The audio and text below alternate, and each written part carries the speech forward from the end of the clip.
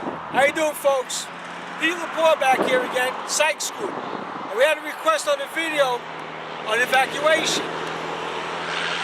There's two different types of evacuation, and we're going to explain the difference. Stay tuned.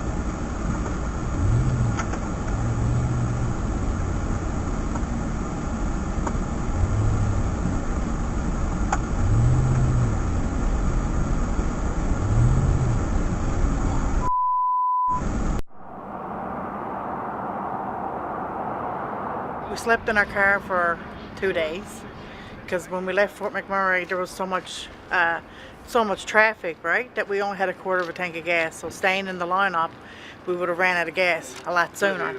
So we just parked there for the night and then got up, and next morning we just left the come to Wandering River. We came down here where my son has a campground over here. So we decided to stay here for a couple of days, and I'd like to be able to get back and see what's left there, you know, see if I have something to go back to. But I guess I'll stay as long as I have to. I don't plan on abandoning Fort McMurray. That's my home, and that's where I plan to stay, you know.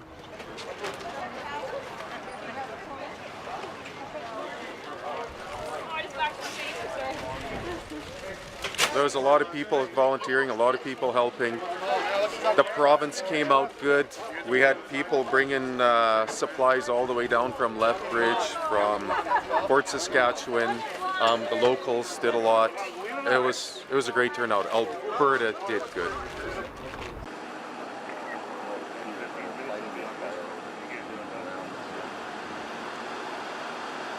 You can see when the big spruce trees catch fire there, the black smoke, that gum. Yeah, it's spruce gum, and you see the plume of black smoke, and it looks like something, you know, you think rubber tires or something, but it's just the trees.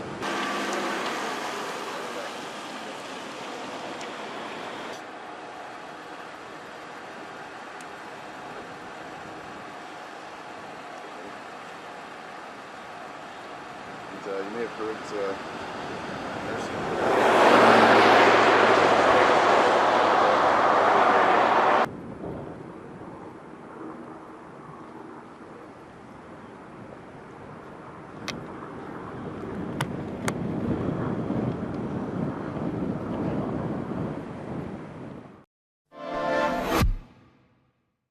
Now, first, as to the evacuation zone, let me stress that we are ordering this evacuation for the safety of the approximately 375,000 people who live in these areas. We've been through a lot in the last 11 years. We've had experience with hurricanes, we've had experience with a transit strike and a blackout and more. So we know what to do. I am completely confident that all of the city agencies have made all the preparations that are appropriate, that they're working together. We'll certainly get through this, but we'd like to get through this with nobody getting hurt. Our first priority is keeping everybody safe, and because of the surge, we think it's appropriate that I sign an order mandating evacuation from Zone A. We all pull together in tough times. I'm sure your friends and families outside of Zone A would just love to have you for dinner tonight and to stay over, and if you have to stay on a couch, it might not be the most convenient thing in the world, or even if you have to sleep with a blanket on the floor, but it's a lot better than running risks of having people get hurt or worse. I am announcing that the MTA will suspend bus, subway, and commuter rail service at 7 p.m. this evening. That includes the New York City subway system, bus, and all Metro North and Long Island Railroad service. Hello, everybody. Pete Laporte back again, Sykes Group. And I want to talk to you people today about what happens during a storm or some other evacuation scenario.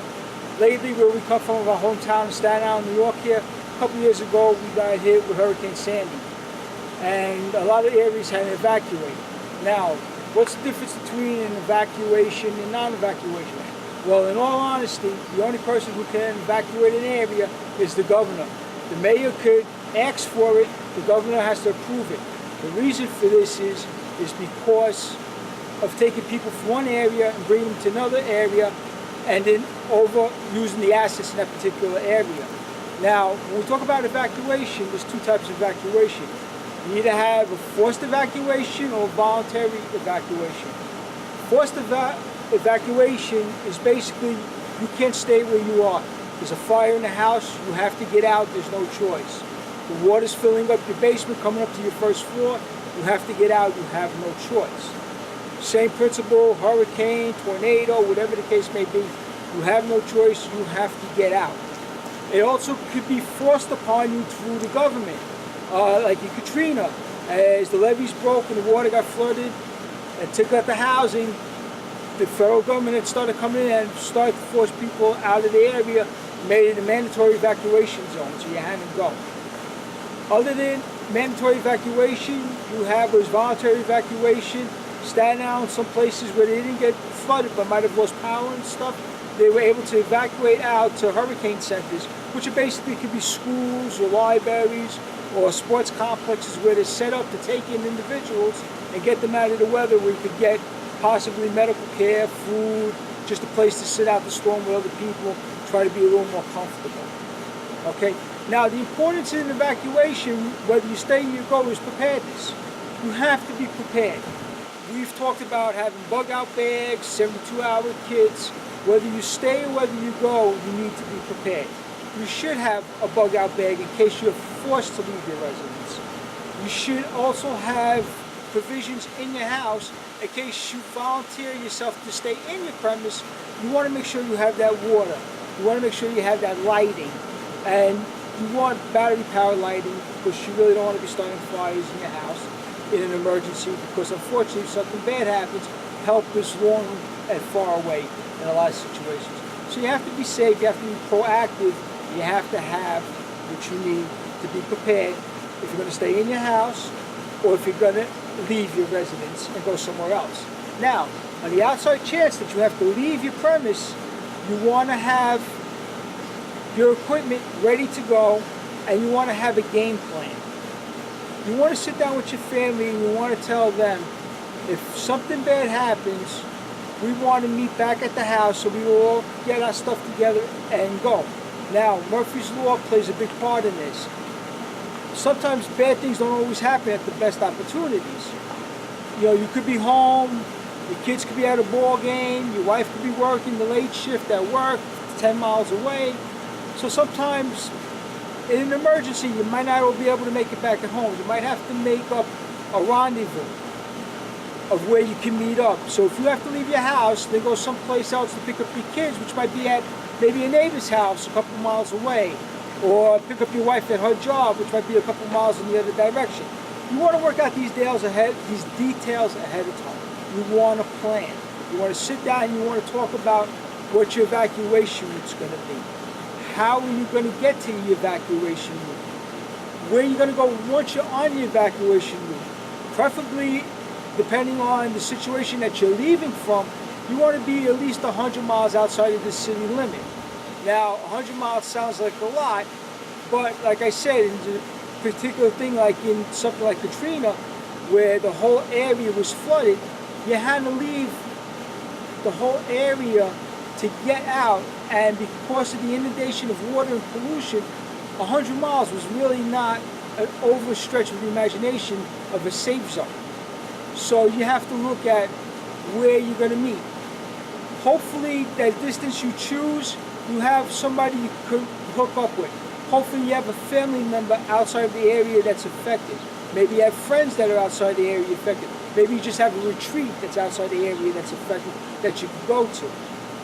Now, in setting up your plan on where you're going to go to, you might want to plan out your route. And I suggest you have different ways of getting to the same route.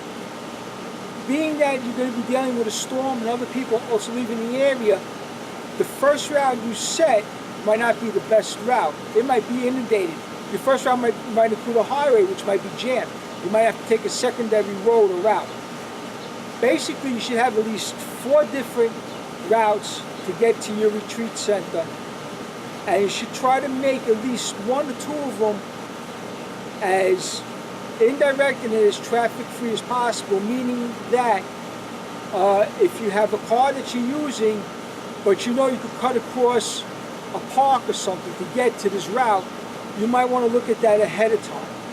With that being said, before I get into the type of vehicle you should really have, you should also run your routes with maybe a car GPS, with a map, and also basically with a compass too, in case for some reason you lose your mode of transportation and you might have to cut across a park or an area that you didn't plan on going through.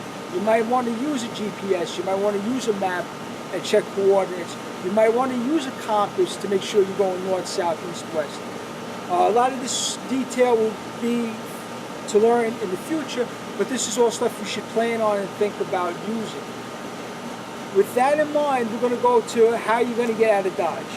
A lot of people basically have the family car, but unfortunately sometimes the family car might be a small car that might not be the totally best car to evacuate in. A small rear-wheel drive, 4-cylinder, 2-door Honda might not hold 6 people in all their gear. Might not be the best thing to drive on flooded roads. If you're able to have another vehicle such as a truck, pickup, Jeep, SUV that could hold a little more gear, get a little more distance out of it, maybe possibly 4-wheel drive so it could ford water and bad road condition, you might be that far ahead of the game. An option, instead of going out and buying a whole other vehicle, might be if you notice a storm coming, you might want to go to your local U-Haul dealer or Penske Truck Center or something and see if you could rent a van or pickup or Suburban or even a minivan, something maybe a little larger than your car. So you could get that a little bit ahead of time, have it packed and ready to go. That's an option. Another option, if you can't go that route where you want to rent the second vehicle, maybe you want to look into having or renting a small utility trailer that you can tow with your present vehicle. That opens up a whole other can of worms. You have to make sure you park and tow it. If you rent the trailer, you have to have an idea of how far you can go, because some people won't let you take their trailers out of state. So you have to look into all this stuff as you go. Another option might be is if you don't have a retreat center or somewhere to go, you might want to possibly look into staying at a motel or a hotel. Now the ideal thing is if you're going to stay at a hotel or a motel is to possibly book the room ahead of time, of course, because that's going to help you to avoid problems. When you get to the hotel, you're going to want to be able to have a room on the first floor where you can park the car in front of your room. That's an ideal situation, so you can basically keep an eye on your vehicle. If you have to be in a hotel or a motel where you can't be near your vehicle, you might be on the second floor or on a higher floor, then you want to consider having somebody possibly stay with the vehicle at all times. Maybe rotating a watch system or something along that fact. You don't want anybody coming by looking at your vehicle, seeing the items and deciding, now's a good day to go shop. It's a matter of security. With that being said, with security and with preparedness, also please remember that no matter where you travel, where you go, you're going to need money, and depending if you're crossing bridges or state lines, you're going to want some way of paying tolls. Don't count on your Easy Pass, because the power goes down, your Easy Pass might not work, and they might lock down the bridges and not let you through with Easy Pass. You might have to pay for the toll. Okay? That's going to be a hit or miss option when the time comes, because we don't know if they're going to close down the roads or bridges in a storm. Alright, so that's something you might have to plan ahead. Try to have prepaid debit cards, credit cards, so when you take it to the place, they look at the card and they kind of know that you already put money on the card. It's just a matter of swiping the card through the reader. Hopefully the electric works and they can have a landline to this main system and they can see that you have money. So a couple of debit cards with money on them. Cash is king. $300 to $500 in cash is perfect. Kind of divide it up a little bit between you, your spouse, having the kids hold a couple of dollars, just in case if you get robbed, you don't want all your money getting taken, whatever the case might be. You always have to worry about securities. Different states have different laws regarding security and other items, that's something I suggest you look into before you get into any type of situations. Okay? You want to stay safe and you want to stay within sight of the law. You really don't want to have a hassle in that point. Okay, now that we've talked about basically evacuating out through zones, areas, rendezvous, you also might want to talk to your family and have a way of communication too, whether you're meeting up or on the road or you're within a car, or maybe you have multiple cars going away. You might want to be able to talk to each other through communications with radios. Cell phones sometimes work, but cell phones can go down. So, as I said, you want a backup. Being a ham radio operator might be an ideal thing to talk between cars. You want to be able to have that ability. Also, you might want to think about making some type of code between each other. If you're along the road and for some reason you stop and you realize that you stopped because somebody purposely blocked the road in an attempt to try to rob you, you might want to be able to radio back to somebody else that something's going on, but you might want to use a code. You might want to say, hey, John dropped the football or whatever. You might want to make up something ahead of time. This way, your people know what you're talking about, but nobody else around you knows what you're talking about. This is a matter of being safe and staying within your parameters of your security and keeping yourself basically tight and prepared. Okay, ladies and gentlemen, that's basically the end of the video. I just wanted to give you this information. I hope it helps you out tremendously.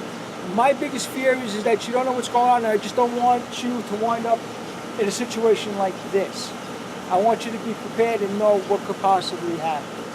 So my name again is Peter Lepore from Sykes Group. Thank you very much for listening, and I hope you stay safe and everything works out good for you.